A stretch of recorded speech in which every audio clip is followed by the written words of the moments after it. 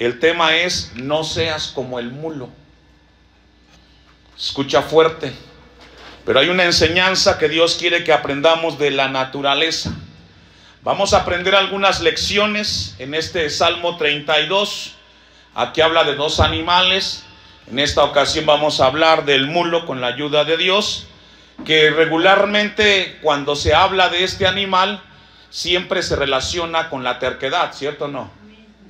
A veces en algunas fricciones, a veces en algunas situaciones se relacionan y se maneja la terquedad con este animal.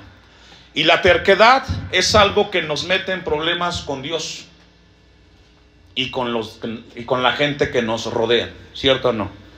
Cuando somos muy obstinados, cuando somos muy tercos, muy necios, primero nos metemos en problemas con Dios. Porque cuando sucede esto, ¿qué pasa? Violentamos la palabra, no obedecemos la palabra de Dios. Y cuando también somos muy tercos y muy necios, también nos metemos en problemas con la familia y con la gente que nos rodea. Déjeme darle un contexto acerca de este Salmo 32.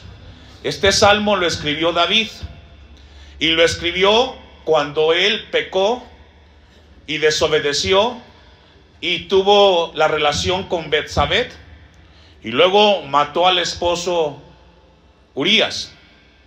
En ese contexto se escribe este Salmo 32 junto con el Salmo 51. Entonces él es confrontado por Dios en el pecado de adulterio, para que él reconociera su falta que estaba teniendo al violentar la palabra de Dios. Dicen los estudiosos que aproximadamente pasó un año del incidente con Betsabé. Fíjese, un año cargando el pecado de adulterio, porque ya Dios le había hablado. Él sabía que había hecho lo incorrecto, y durante un año él cargó todos los días, todas las noches, ese pecado. Y esto nos enseña a nosotros algo.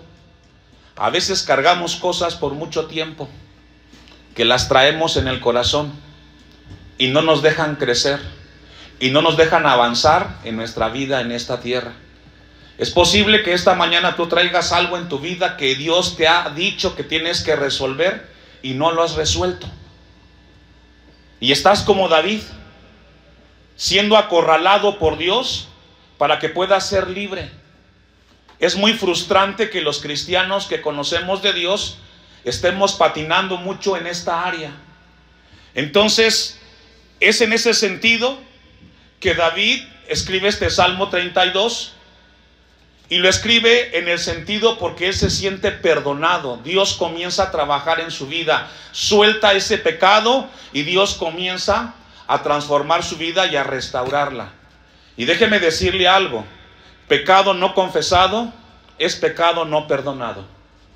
El apóstol Juan, en la primera carta, capítulo 1, versículos 8 y 9, dice que si confesamos nuestros pecados, ¿qué? Tenemos que confesarlos, porque confesar un pecado delante de Dios significa que reconozco que me equivoqué, que fallé y que estoy dispuesto a cambiar. Amén. Cuando alguien no confiesa un pecado delante de Dios es porque no está dispuesto a cambiar. Quiere estar coqueteando con lo que está haciendo. Y en esa área todos necesitamos estar en paz con Dios. Amén. Dicho lo anterior, ahora sí, vamos al versículo 1. Y dice al principio, Salmo de David. Ahí está. Y luego dice masquil. ¿Qué significa eso? Que es un salmo pedagógico. Tiene una enseñanza gradual que Dios quiere que aprendamos. Y dice el versículo 1: dichoso, bienaventurado, feliz aquel cuya transgresión ha sido perdonada y cubierto, ¿qué, hermanos? David está expresando que hay un gozo en su corazón porque Dios le ha perdonado y le está volviendo o devolviendo ese gozo que antes tenía. Y todo esto porque había confesado el pecado que había tenido con Betsabé, el pecado de adulterio. Dice: dichoso y feliz aquel cuya transgresión ha sido perdonada y cubierto su pecado. Recordemos que no solamente adulteró, también asesinó, porque mató al esposo de Betsabé.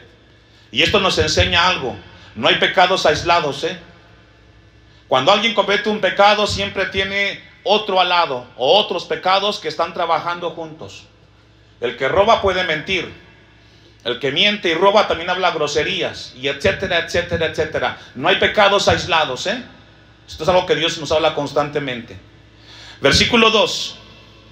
Bienaventurado, dice el versículo 2, el hombre, y también entiéndase mujer, a quien Jehová no culpa de ¿qué? De su iniquidad. Y otra vez enfatiza David acerca del perdón de Dios. Y ahí está la enseñanza, que Dios perdona nuestros pecados, nuestras transgresiones. Y Dios está dispuesto en esta mañana a perdonar tus faltas, lo que vienes arrastrando. Pero repito, pecado no confesado, pecado no perdonado. Saldrás tú de aquí como entraste, cargando los mismos problemas con los que llegaste. Texto 3. Mientras callé. Ahí está. Ese mientras callé habla de un año, cargando eso en su corazón. Mientras callé, dice, se envejecieron ¿qué? Mis huesos en mi gemir. ¿Qué, hermanos? Es decir, mientras David no confesó ese pecado, eso lo fue destruyendo en todas las áreas de su vida.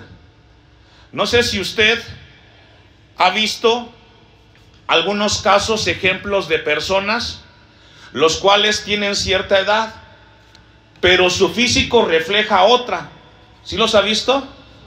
Y uno dice, pues ¿qué le pasó? Pues si tiene 35 pero parece como de 50, o tiene 50 y parece como de 70. ¿Sabe por qué pasa eso? Porque regularmente, no en todos los casos, pero regularmente hay cosas que están cargando y que están arrastrando en su corazón. Y eso afecta la parte emocional y también la parte física. Se envejecieron mis huesos. Esa frase en el hebreo significa se desgastaron. Y esto nos enseña algo, hermanos. Lo que cargamos en nuestro corazón y no lo confesamos delante de Dios, perjudica nuestra salud. No dormimos bien, no comemos bien, no trabajamos bien, siempre estamos enojados, siempre estamos molestos. Nada nos tiene tranquilos, nada nos tiene en paz. Todo nos molesta. Y es porque estás cargando algo. Y Dios quiere que tengamos paz. Eso te está desgastando y lo está reflejando tu rostro. También esa frase, se envejecieron mis huesos, significa mudar el rostro para consumirse. También significa que oculta algo. Y claro, en el caso de David, ¿qué estaba ocultando? El pecado de adulterio con Betsabé. También que había sido cómplice del asesinato de Urías, porque lo mandó a la batalla con sus jefes, con los soldados, y luego les pidió que ellos retrocedieran y dejaran solo a Urías, y lo mataron. Y qué feo lo que hizo en ese momento David. Entonces, eso que le pasó a David, que dice el versículo 3, que sus huesos se envejecieron, nos habla de que él comenzó a ser afectado en su cuerpo.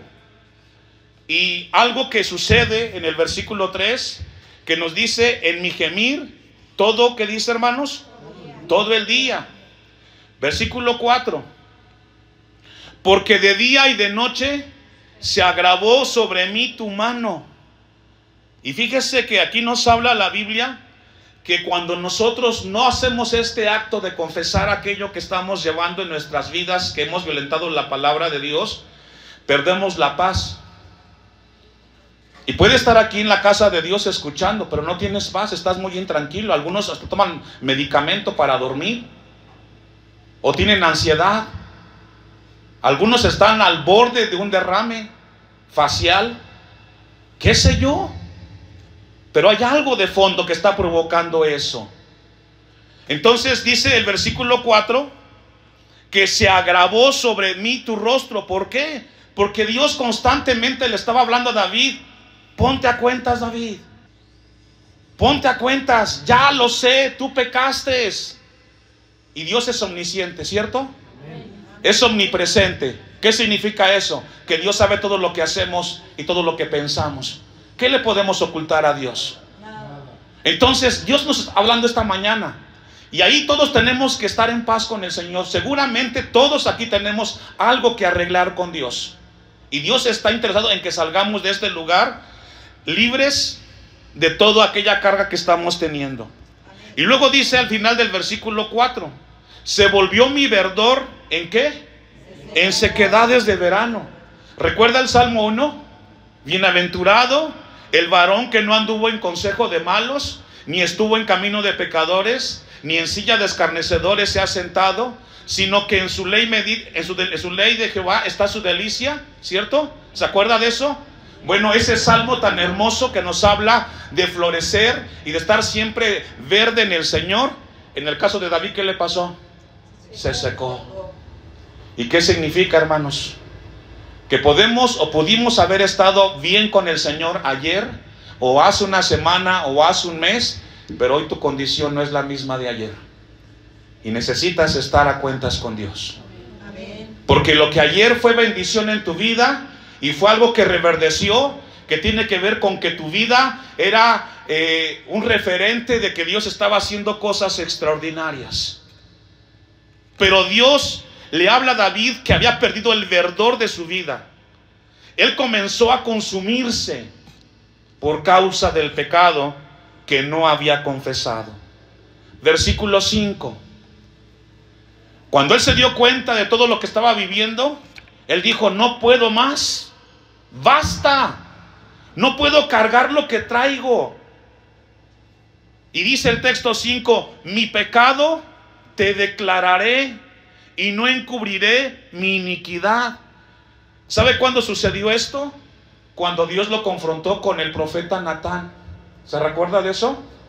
¿Quiere leerlo conmigo? ¿Sí? Vamos a buscar Segundo de Samuel 12:1-7. Segundo libro de Samuel 12:1-7. Fíjese, hasta que Dios le envió al profeta Natán para precisarle dónde estaba fallando. Y dice el versículo 1, ¿ya lo tiene ahí? Amén. Jehová envió a Natán a David. Ahí está, Natán es el profeta. ¿Quién lo envió? Dios.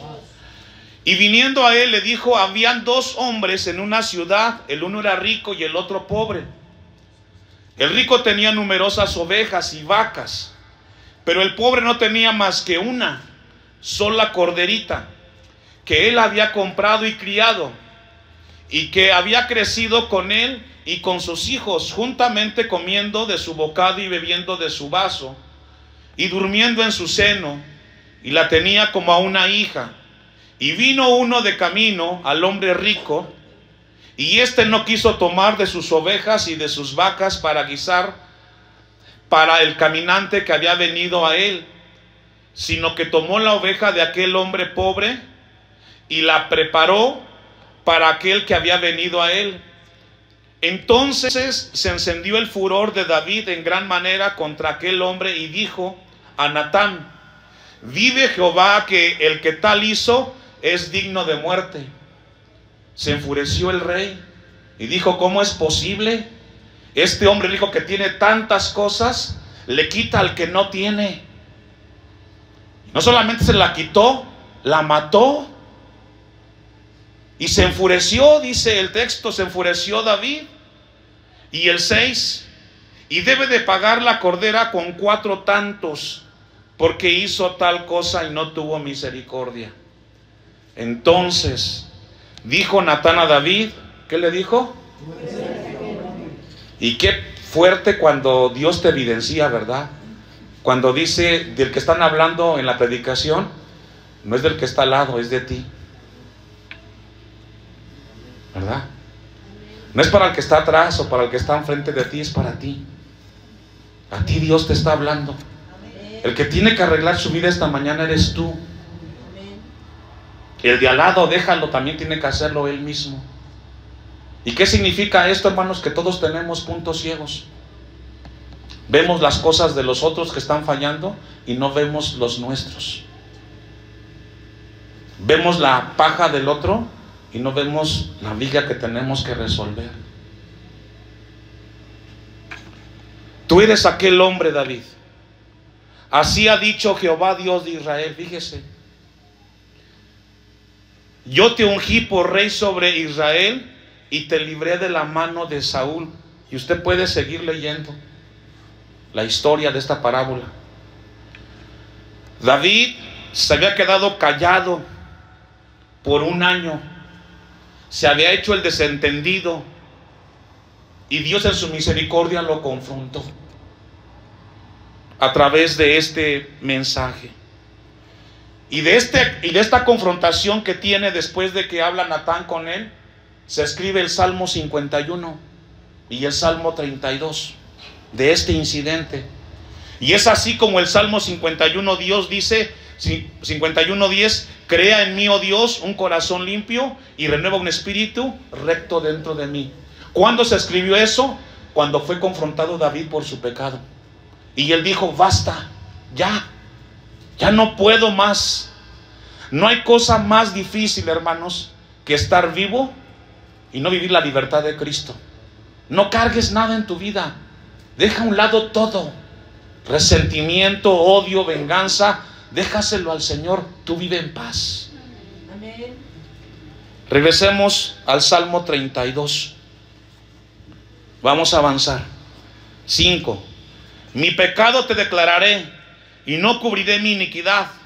Dije, confesaré mis transgresiones a Jehová. Y tú perdonaste la maldad de ¿qué?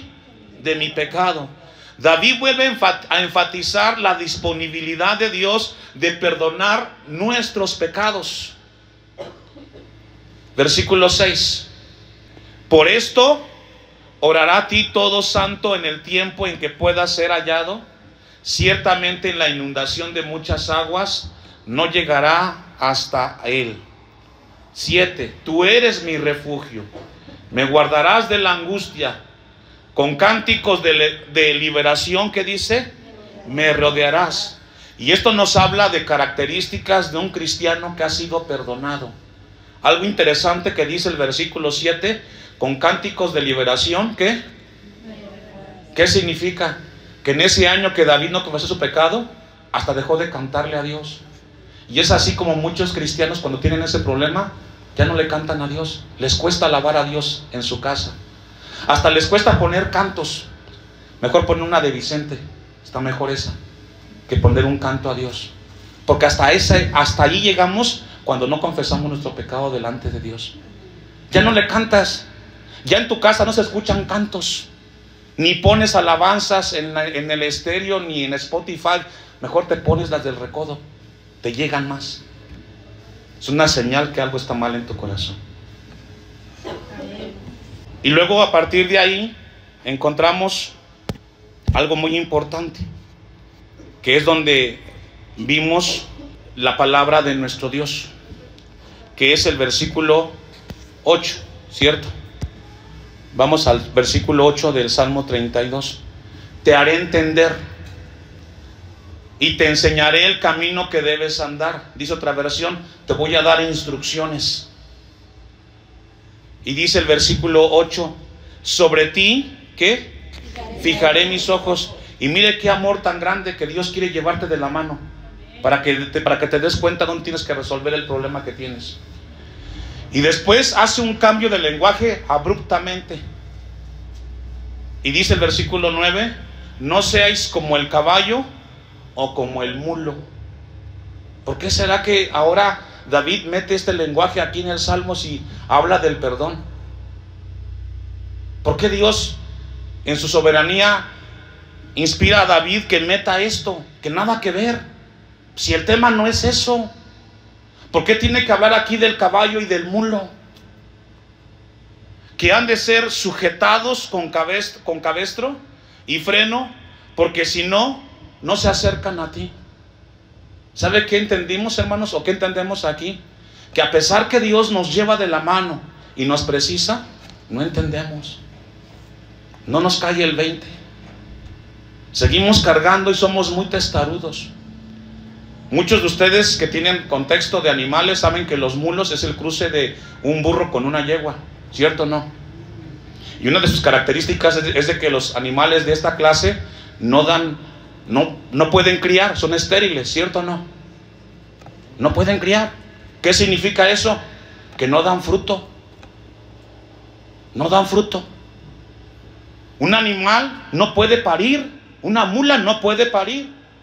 Entonces, cuando la gente se caracteriza con esto, no da frutos de vida cristiana, no crece, no madura, pasa el tiempo y sigue siendo el mismo. Aunque no haya amén, ese es amén. Es fuerte. Es una característica muy grande. Entonces Dios está interesado en que la gente cambie y sea transformada. No seáis como el caballo y el mulo. Ya vimos una característica. Mateo 21, 18. Ahora, recordemos que este cruce de animales está en contra de la naturaleza. Dios nunca permite que haya estos cruces porque hay ciertas consecuencias. Y una de ellas en este caso es la esterilidad. Ya dijimos que estos animales no pueden parir, ¿verdad? Ahora mire lo que dice Jesús al respecto en Mateo 21, 18. Por la mañana, volviendo a la ciudad, tuvo hambre Jesús. Y viendo una higuera es un árbol frutal, ¿cierto? ¿Qué tiene que dar? Higos, por lógica. Cerca del camino vino a ella. ¿Y qué sucedió? Y no halló en ella sino hojas solamente. Y qué triste que Dios venga a ver tu vida y no vea frutos de que hayas cambiado. Ya acabamos el mes de noviembre y entramos al último del año, y algunos no han cambiado su vida en este año, siguen siendo los mismos. Has escuchado la palabra y solamente hay pura apariencia, pero no hay cambios. Sino hojas solamente, que es apariencia. Y le dijo: nunca más nazca de ti fruto. Y luego, ¿qué sucedió? ¿Qué significa eso? Significa juicio. Los cristianos tenemos que dar frutos, sí o sí. Porque la palabra de Dios tiene poder para cambiar, para transformar y para hacer nuevas a las personas. Y si en ti no pasa nada después de escuchar la palabra de Dios, preocúpate. Algo está pasando en tu corazón. Porque todos tenemos que dar fruto, acciones, testimonio de que Dios está transformando nuestras vidas. Debemos de cambiar en proporción a lo que conocemos y sabemos de Dios. Amén. Entonces nos habla la Biblia de algo tan importante. Vamos a terminar rápidamente en el Salmo 78, versículo 1. Otra de las características de los mulos o de las mulas, además de la esterilidad, es de la terquedad, ¿cierto? Leí una historia al respecto. La escribió Plutarco, un filósofo que vivió en el tiempo cuando se construyó el Partenón, y mucha gente participó en esa construcción de ese edificio que siempre representa a Grecia como uno de los monumentos más grandiosos de la Grecia antigua. Y dice Plutarco en su biografía que también con esa gente que construyó ese edificio había un mulo o una mula trabajando, que se encargaba de llevar o trasladar las piedras grandes a cierto lugar. Y trabajaron con ese animal por muchos años. Y llegó un tiempo que la gente dijo: ya no vamos a darle trabajo a este animalito, porque ya se ha envejecido y no va a aguantar las piedras. Y dice la historia que se lo llevaron a un lugar para que estuviera ya descansando, comiendo y que descansara hasta que muriera. Pero el animal no quiso, siempre regresaba y quería seguir trabajando. Y dice la historia que así hay muchas personas. Dios te quiere dar paz, pero tú insistes en regresar a cargar lo que te está haciendo daño y te está afectando. Amén. Salmo 78. Escucha, pueblo mío. ¿A quién está hablando? Al pueblo de Dios, a usted. Inclina Inclinad vuestro oído a las palabras de mi boca. Abriré mi boca en proverbios, hablaré cosas escondidas desde tiempos antiguos, las cuales hemos oído y entendido que nuestros padres nos las contaron. No las encubriremos a sus hijos, contando a la generación venidera las alabanzas de Jehová y su potencia y las maravillas que hizo. Él estableció testimonio en Jacob y puso ley en Israel, la cual mandó a nuestros padres que la notificasen a sus hijos, para que lo sepa la generación venidera, y los hijos que nacerán y los que se levantarán lo cuenten a sus hijos. Aquí habla de la responsabilidad de los padres de inculcarle a los hijos las cosas de Dios. Trasladar esa herencia a los hijos es el deber de cada uno de ustedes que tienen hijos. 7. A fin de que pongan en Dios, ¿qué? Su confianza, y no se olviden de las obras de Dios, que guarden sus mandamientos, y no sean como sus padres, generación ¿qué? Y rebelde, generación que ¿qué? Su corazón, ni qué más. Y esto le pasó a Israel que salió del desierto. 40 años hablándoles, constantemente diciéndoles cómo tenían que vivir para Dios. Más de 600,000 judíos salieron para esta travesía. ¿Sabe cuántos entraron? 2 familias. La familia de Josué y de Caleb. ¿Qué significa? Que si aplicamos eso en esta iglesia, el 1% solamente hará la voluntad de Dios después de escuchar la palabra. Y los demás seguirán viviendo como siempre han vivido. ¿Qué necesita el mulo y el caballo para entender las razones, hermanos? ¿Qué instrumento usamos? El freno. ¿Qué hace el freno? ¿Sabe qué hace el freno cuando lo jala? Le presiona la lengua al caballo. Y es cuando el caballo entiende. No esperes que Dios te presione en algo donde te duela. No esperes a eso. Que te toque donde más te duele, para que entiendas la palabra de Dios. No esperes llegar allá, hermano. Y no es amenaza, te lo hablo en el amor del Señor. No esperes que Dios te toque a tus hijos, te toque tu salud, te toque tu familia, lo que más amas, lo que te duele en verdad, para que entiendas la palabra de Dios. En serio, se lo digo en el amor del Señor.